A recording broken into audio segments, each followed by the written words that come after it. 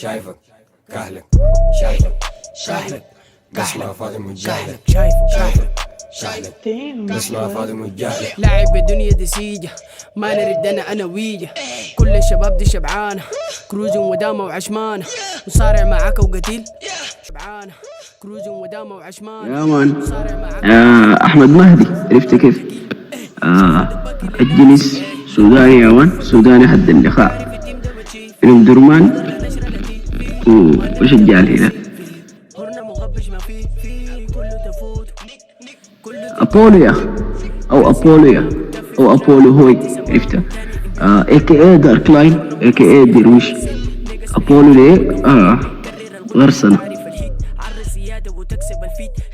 انظر به الدولة لو انتوا عارفين نقص في الحلة رباطة ناشفين عرفته درمان يا مان. لسه مغرم في أم درمان لو فكرت أرحل أم درمان مالك يا ما مهم طبعا السؤال من 200 انت بديت مسيرتك الفنية أكتر من إنه مهم انت حتستمر لحد 200. فالمسيرة دي بدت 2013 حتستمر إلى ما لا نهاية عرفتها. يمكن أراب أعمل فيت مع ولدي يمكن فيت مع حفيدي I don't know. الهدف طبعا كان عبادي قبل كده سألوه قال لي يا أخي رأيك شنو في إنه الرابرز عندهم رسالة وحيصلحوا المجتمع؟ فقال لهم يا أخي بلد ما أصلحها شيوخ رجال دين ما حيصلحها رابرز. فأنا بختلف معه وبتفق معه. أنا بعمل الحاجة المحتاج لها جمهور الفئة اللي بتسمع لي. أنا عايز شنو محتاج أنا أتكلم لها عن شنو أنا حيتكلم لها ما عشان أي شيء بس عشان أنا بحبهم للدين.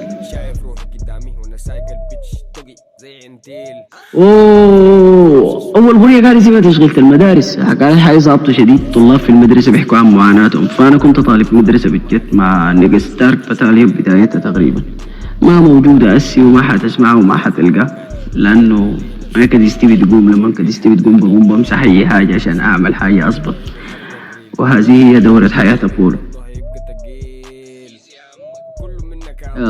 لأنه يمكن عشان أنا أم يا مان أم درمان في القلب يا مان عرفتها.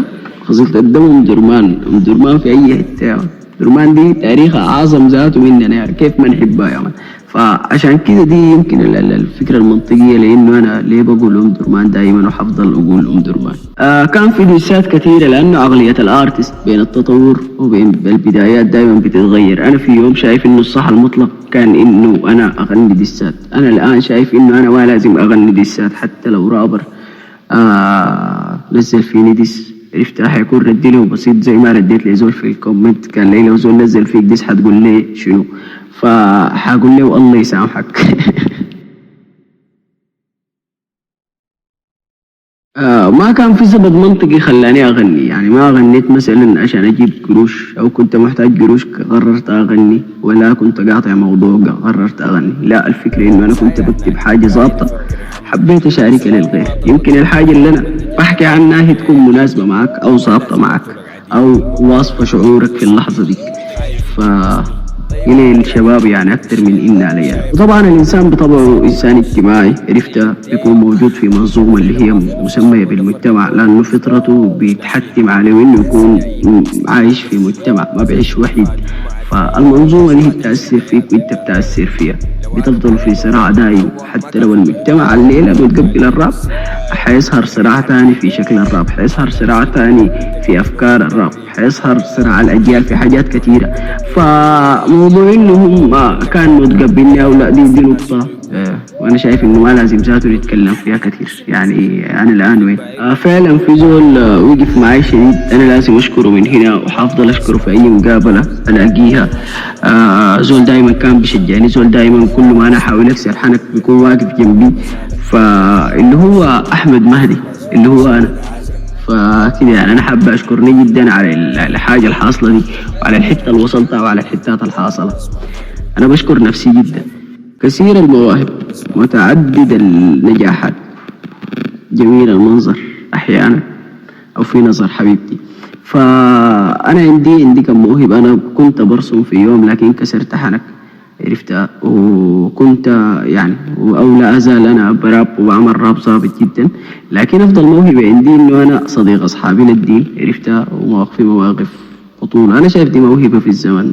يا سلام. أول فيد كان جميل جدا اللي هو كان MCO FTAH رابر، اللي هو أحمد هاشم، MCO عمر بشير، لهم التحية من هنا. FT أحمد ميز اللي هو أنا، اللي هو أبولو، الشخصية القديمة اللي كان اسمها أحمد ميز.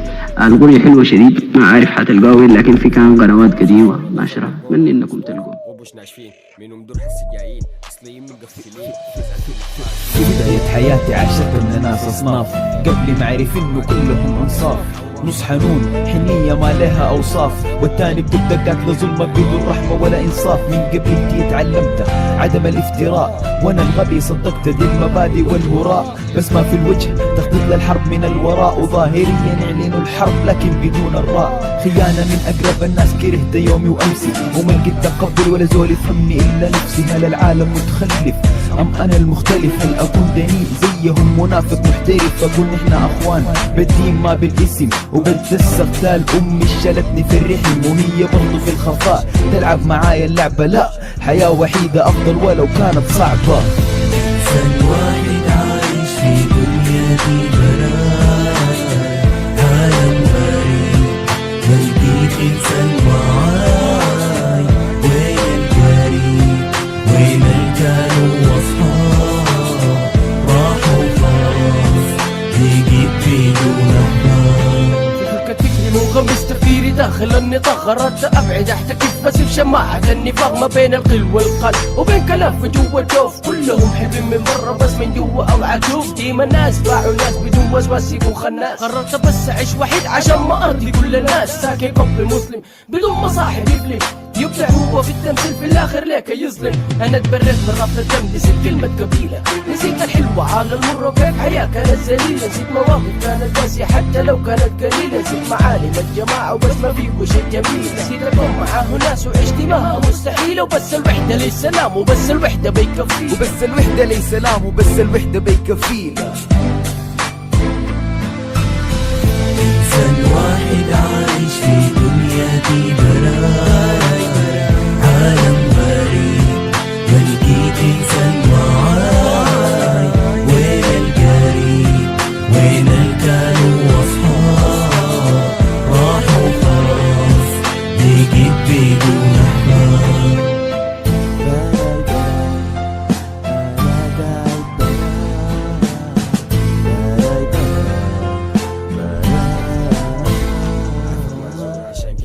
سياسة الفيتات، فيتات أبولو في السياسة السودانية هي مع الهومز أو الناس القراب أو الفرد. ما أظن الحياة دي تتغير لأسباب موضوعية أتحفظ إنه أنا أقولها يعني. فأنا فيتاتي مع الهومز، حاعمل فيتات مع أصحابي بس. أما لو خيروني إنه أنا أعمل فيت مع منه زول ما بعرفه حاليا، حيكون أبو يوسف يعني، أو يمكن كندريك يعني، طالما إنه هو سؤال في النهاية. أول غنية لأبولو مع إجراءات كانت كما كنت فيديو كليب، اللي هي مع تكوين إجراءات نفسها. كيف عرفت إجراءات؟ السؤال الأفضل إنه كيف عرفت ديفر ومهاب ومكي أو غيرهم الشخصيات اللي كونت إجراءات، لأنه أنا حضرت تكوين إجراءات. عرفتهم من السين عادي يعني، نقص جامدين شراوت مع هومس. عمره الطموح ما كان له واحد عمره، والحاجة دي لاحظت عليها حاليا.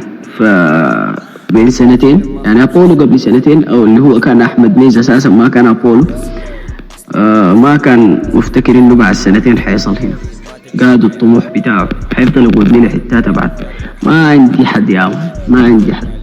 البحر ما بيابس زيادة، عرفت كيف؟ كلمة لجمهور إجراءات وجمهور أبولو. أول حاجة يعني أنا ما أعرف طبعا، أنا في مواقف زي دي بكون غريب شوية، ما بقدر أعبر عن يعني حبي للناس قدر شو. أي زول بيدعم ده إنسان كويس يا مان، إنسان مليء بالمحبة والسلام وحاجات حلوة كتيرة، عرفت كيف؟ أنا ما عارف أقول شنو صراحة غير شكرا لكم شديد. شكرا لأي زول في يوم عمل شير، شكرا لأي زول آمن بأبولو، شكرا لأي زول شجعني، شكرا لأي زول صفق لي، شكرا لأي زول حضر لي حفله. بدونكم ما كان حيكون في الحياة دي، نحن بيكم انتم.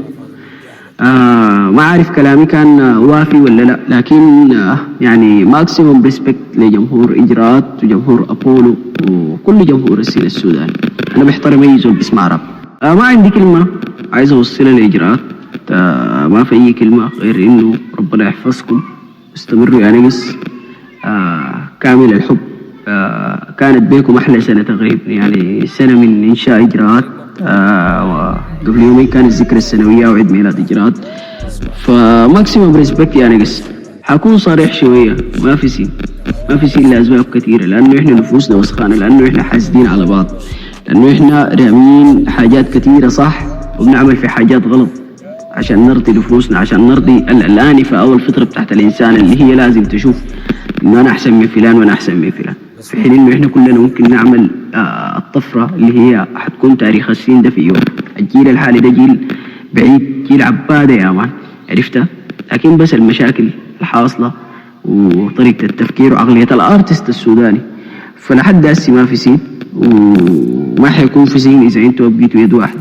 ما حقول كلام درامي إنه ناس تتحد يا نقص إحنا واحد سين السودان OMG، لا يا مان، عرفتها؟ خليك عادي، بس خليك عادي يا مان، كل الناس تكون عادية، السين ده بيمشي يا مان عشان نعمل جمهور. أعلى حفلة بتجيب 7000 مشاهد، عيب. دي أعلى حفلة حصلت تكون فيها 7000 مشاهد والسودان فيه 38 مليون. وين السين يا مان؟ شوف يا مان، أي حاجة بتصب في مصلحة المجال ده أنا معاه وبصفق له وبقول لهم يا أخي واو وبخدهم فوق راسي يا مان، عرفتها؟ حيدي حيكون لاحظوا لنا ناس المنصات التانية. أدعموا يا إخواننا، انتوا بتدونا دافع معنوي، بنحس إنه في حاجة حاصلة، الجمهور ذاته بيكم بيعرف حاجات المفروض يعرفها، بتثقف هيب هوبيا، انتوا ماشيين صح. شكرا لكم كلكم، شكرا لأي صفحة بتعمل أخبار للسين، شكرا لأي صفحة بتعمل مقابلات، شكرا لأي صفحة بتعمل رياكشن. الحاجات دي ظابطة شديد وهي اللي بتغير عقلية المشاهد وبالتالي بتغير عقلية الارتست نفسه. بس شوية الناس تصحى. ما عارف أنا ما عايز يعني شنو، ما عايز كده أنتقد، لأنه بيقول لك الزول الماشي صح صفق له وبراو في يوم بيعرف غلطه، فهسه أنا صفقت لكم، عارفوا أغلاطكم براكم وصلحوا. شكرا لكم، انتوا برضو كانت مبادرة جميلة جدا، تسلم.